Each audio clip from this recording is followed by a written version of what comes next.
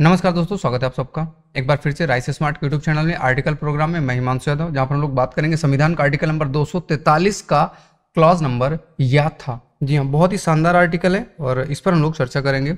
अगर सहकारी समिति से संबंधित किसी व्यक्ति को सजा देनी है या उसके लिए किसी को दंड देना है तो उसके बारे में भी संविधान में क्लियर साफ साफ शब्दों में लिखा गया है। तो आइए इस पर चर्चा करते हैं। किसी राज्य का विधानमंडल किसी विधि द्वारा या नियम के द्वारा सहकारी सोसाइटी से संबंधित अपराध और ऐसे अपराधों के लिए सस्तियां से संबंधित बंद कर सकेगा। सस्ती का मतलब क्या होता है? दंड का विधान। जैसे मान लीजिएगा 100 रुपए का फाइन लगा दिया, या जैसे मान लीजिएगा 40 रुपए का फाइन लगा दिया, या मान लीजिएगा जेल वगैरह का भी। जितना वैसे जेल का तो नहीं होता, क्योंकि जेल के लिए क्राइम करना चाहिए और क्राइम की जो पावर होती है या क्राइम में जो सजा देने का काम होता है केवल न्यायालय करता है, वो ध्यान रखिएगा, ठीक है। दूसरा, इसमें मतलब सिविल अधिकार इसके पास दिए जा सकते हैं, सिविल राइट्स। खंड 1 के अधीन किसी राज्य के विधानमंडल द्वारा बनाई गई विधि निम्नलिखित कार्य करना या उसका लोप करना अपराध माना जाएगा। क्या माना जाएगा? अपराध के रूप में सम्मिलित होगा। क्या काम करेंगे तो अपराध माना जाएगा? आइएगा देखते हैं। अगर कुछ आपने ऐसा किया तो आपका अपराध हो जाएगा। क्या? कोई सहकारी सोसाइटी या उनका कोई अधिकारी सदस्य जानबूझकर मिथ्या विवरणी बनाता है, यानी कि जो डॉक्यूमेंट्स बनाए जाएंगे अगर वो क्या हो जाए, जानबूझकर कोई जो सदस्य हैं सहकारी समिति के वो झूठ बोले तो ये अपराध की श्रेणी में आएगा। या मिथ्या जानकारी देते हैं, गलत जानकारी देते हैं, अथवा कोई व्यक्ति जानबूझकर जानकारी नहीं देता जो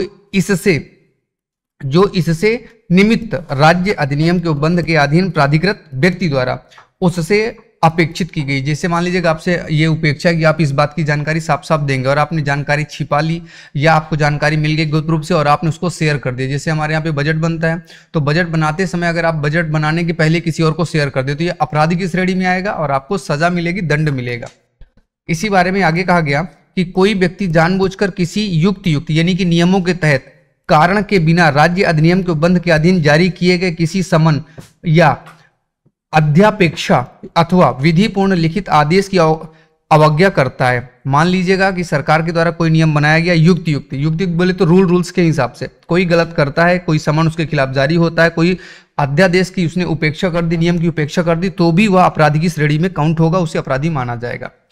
कोई नियोजक यानी कि जो नौकरी देने वाला है जो पर्याप्त कारण के बिना उसके द्वारा उसके कर्मचारी से काटी गई रकम का उस तारीख से जिसको ऐसी कटौती की गई है 14 दिन की अवधि के भीतर सहकारी सोसाइटी को संदाय करने में असफल हो जाता है। मतलब कई बार क्या होता है कि जो हमारे बड़े कर्मचारी होते हैं या बड़े अधिकारी होते हैं वो हमारी सैलरी काट देते हैं, तो सैलरी काटने के बाद उसको 14 दिन के अंदर पूरी जानकारी देनी कि सैलरी क्यों काटी गई, कैसे काटी गई, उसका पूरा विवरण बना के देना है।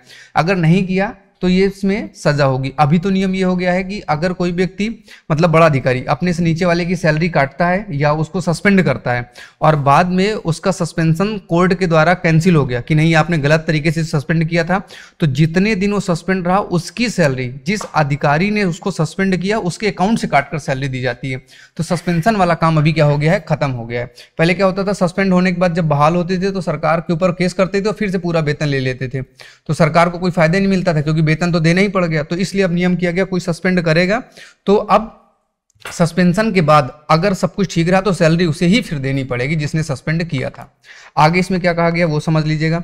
ऐसा कोई अधिकारी या अभिरक्षक जो ऐसी किसी सहकारी सोसाइटी की जिसका वह अधिकारी है अभिरक्षा या बहियों लेखाओं तथा दस्तावेजों अभिलेखों खो रोकड़ प्रतिभूति या अन्य संपत्ति की अभिरक्षा किसी प्राधिकृत व्यक्ति को सौंपने में असफल रहता है, यानी कि पैसे के हिसाब अगर देने में कोई कर्मचारी या कोई सदस्य सही ढंग नहीं पाया जाता है, उसने बजट नियम तरीके से नहीं प्रस्तुत किया, खर्चों का लेखों का संपरीक्षण सही समय पर नहीं कराया, ट्रेजरी बिल्स वगैरह सही समय पर अभिलेख जितने भी जो बही खाते हैं नहीं जमा किए तो वो भी अपराध की श्रेणी में काउंट होगा। जो कोई बोर्ड के सदस्य या पदाधिकारी के निर्वाचन से पहले या उसके दौरान या उसके पश्चात कोई भ्रष्ट आचरण करते हैं, यानी कि सहकारी समिति के जो इलेक्शन होंगे और उसमें कोई भ्रष्ट आचरण करता है तो उसके खिलाफ भी कार्रवाई की जाएगी। तो बस इतनी सी बात थी। ये सभी के सभी आर्टिकल नंबर 243 याथा के तहत क्या माने जाएंगे, याथा के तहत हम इन्हें अपराध की श्रेणी में काउंट करते हैं। तो भैया आज के आर्टिकल में बस इतना ही, फिर मुलाकात करेंगे और आगे के कुछ और आर्टिकल्स पर चर्चा करेंगे। बस 1-2 आर्टिकल और बचे हैं 243 के, इसके बाद हम लोग संविधान के भाग नंबर 10 यानी कि शेड्यूल ट्राइब्स में एंटर कर जाएंगे। ओके चलेगा, थैंक यू सो मच।